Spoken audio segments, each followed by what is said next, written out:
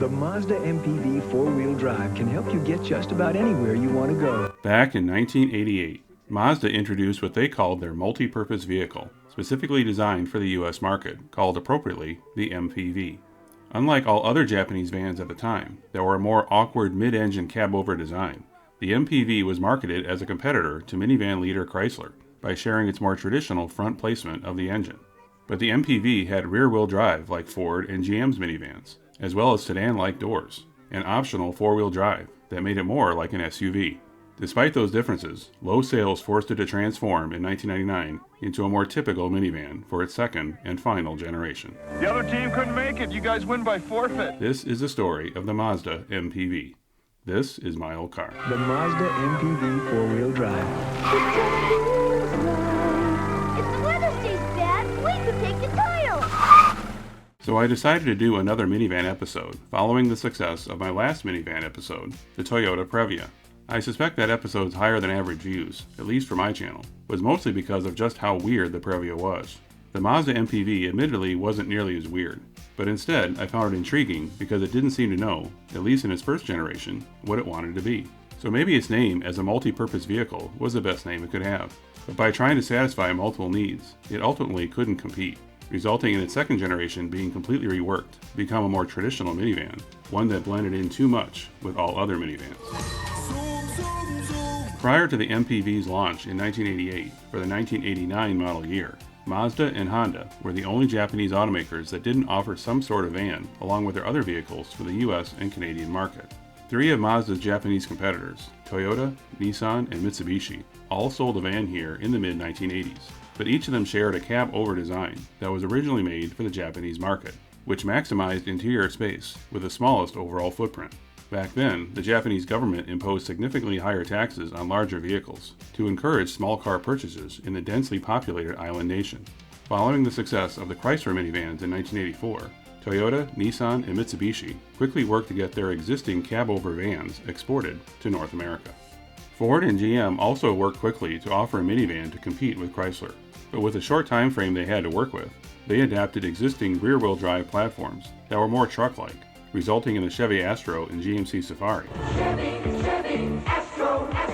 and the Ford Aerostar. In the new world of minivans, nobody does it like the Ford Aerostar. These vans were taller and less car-like than the Chrysler minivans, but they still resembled a vehicle that most Americans would recognize as a van, as opposed to their Japanese competition, which comparatively simply just looked bizarre, resulting in their sales numbers falling far below the US-built competition. A dependable 7-passenger van for moving your family. A roomy cargo van for moving your stuff. Mazda wanted to join the minivan club by the mid-80s as well, but they also wanted to offer features their competitors didn't have.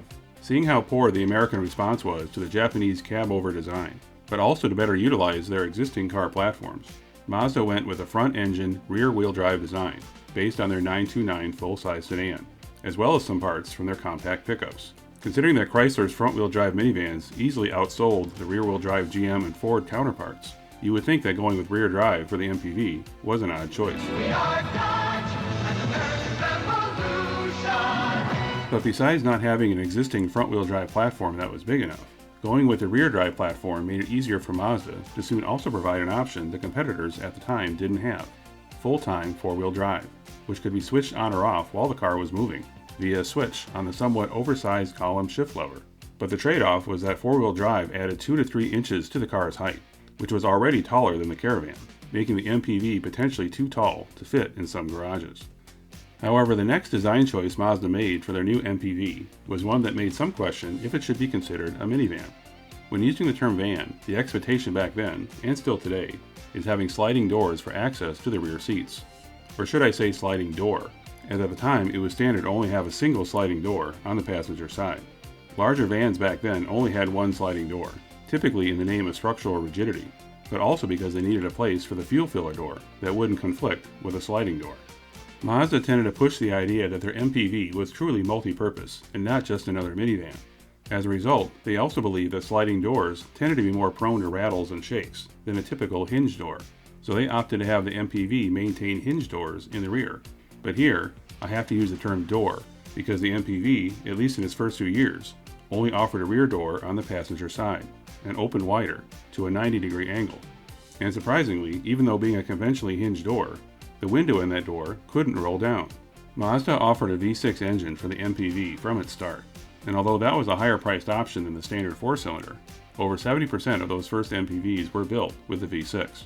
That was a definite advantage over the newly released Toyota Previa, which, due to its continuing to use a mid-engine layout like the Toyota van, could not hold a more powerful V6. And like some of its competitors, a manual transmission was standard on the MPV, although a rare find today.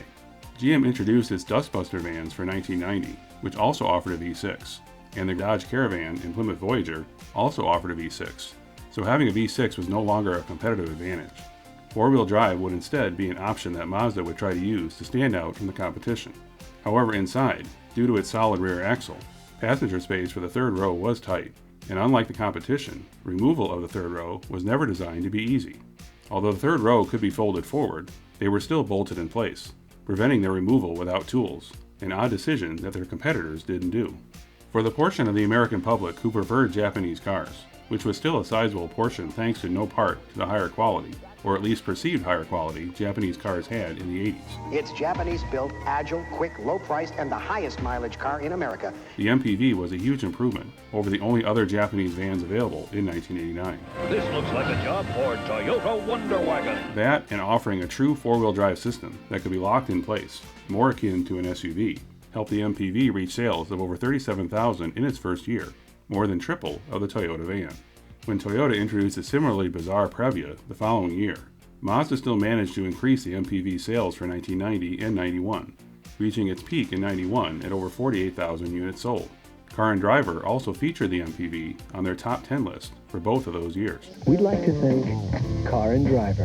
After 1991, sales of the MPV started to slide, which coincided with a change Mazda made, which I think may have also had an impact by potentially limiting new customers. Mazda changed their logo that year, going from one that was simply their name, as it had been since 1975, to a symbol that was nothing like what they had before, making it unrecognizable as Mazda. This is just me speculating, as I haven't seen any data to confirm the logo change hurt sales. But once the emblem on the front grille changed, the average customer probably didn't know it was a Mazda anymore. I remember back then wondering what the cars were, as I didn't recognize the badging.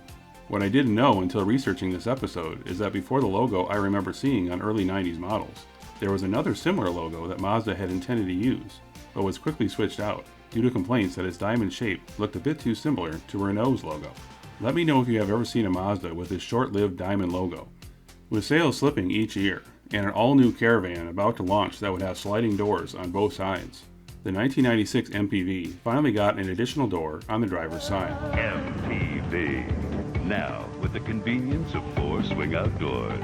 Although they were still conventionally hinged doors, at least now their windows could be rolled down. This also followed the introduction of Honda's first minivan, the 1995 Odyssey, which mimicked the MPV with its non-sliding doors. Mazda also addressed an ongoing issue regarding crash protection, as the previous model didn't fare as well, by redesigning the front end with more crumple zone that added about 6 inches to the car's length. In 1997, Mazda introduced a new all-sport trim that added more SUV-like cladding to further distinguish it as an alternative to the more car-like minivans offered by Chrysler, and now also by Ford, GM, and Toyota, which had evolved to compete more with Chrysler. Soon after the huge success of the third-gen Caravan, Mazda began the process of designing the second-gen MPV. Although Mazda continued to play up the first-gen MPV's advantages, being more of an SUV than a minivan, behind the scenes, they were working to undo all the features that made the MPV such a unique offering, as they weren't translating to more sales. Between 1995 and 97, only around 15,000 MPVs were sold each year, and had dropped to almost 12,000 for 1998, the last model year for the first generation. Mazda sales in general were sliding during the 90s, so much so that Ford took a controlling interest in Mazda to help them avoid bankruptcy. Mazda's logo changed yet again for 1997, which proved to be a much better option in the long run, with its shape that resembles the letter M that Mazda still uses today. The new MPV arrived in June of 1999, and was such a departure from the outgoing model, it probably could have had a name change as well, having come close to bankruptcy just a couple years prior. And with Ford more or less in charge, Mazda had little choice but to conform to the competition. Gone were the wagon-like doors, and the rugged all-sport look, replaced with a shape that was very similar to the Caravan, with standard front-wheel drive, sliding rear doors, a rear seat that could be folded into the floor, and second-row buckets that could be slid sideways. Even the windows and the sliding doors could be rolled down, an option even the market leader Chrysler minivans didn't offer at the time. Although Mazda still offered models with all-wheel drive, the more SUV-like full-time four-wheel drive option was dropped. Upper-end models could be had with leather seating, probably in an attempt to compete with the Town & Country. And thanks to their Ford connection, the new MPV came standard with the same 2.5-liter Duratec V6 that was also in the Ford Contour. Sales more than doubled for the 2000 model year, and stayed about the same each year until 2004, when sales started to dip again, despite another refresh. Chrysler's fourth-generation Caravan and Town & Country, introduced in 2001, continued to dominate the minivan market in the mid-2000s, a market that was gradually shrinking, leaving little room for Mazda to maintain much share. By this point, SUVs were replacing minivans in popularity in North America, so much so that Mazda introduced the CX-9 for 2006, which officially replaced the MPV. Both Ford and GM would soon follow by dropping their minivan options by 2008. But this wasn't the end of the MPV, as a third-gen model was introduced in Japan and several other East Asian markets in 2006, and lasted until 2016. Mazda never returned to the minivan segment, leaving Toyota and Honda as the only Japanese minivan options up to this day in North America. Well, at least until 2023, when this video is being made. Chrysler is the only US automaker still offering a minivan, and they face competition with Korean automaker Kia, with a recent addition to their lineup, the Carnival. Today, with Mazda being completely independent from Ford since 2015, they are still a small player in the overall automotive market, but they have had a lot of history and some interesting cars in their past. Let me know which you think deserve a future My Old Car episode. Thanks for watching. If you like this video, click the like button and subscribe to my channel. If you once owned a car from the 80s to mid-2000s that you rarely see today and would like it featured in a future episode, leave a reply in the comments or contact me at the email shown here. See you next time. Hit that cat, hit that cat! Oh, darn those ABS brakes.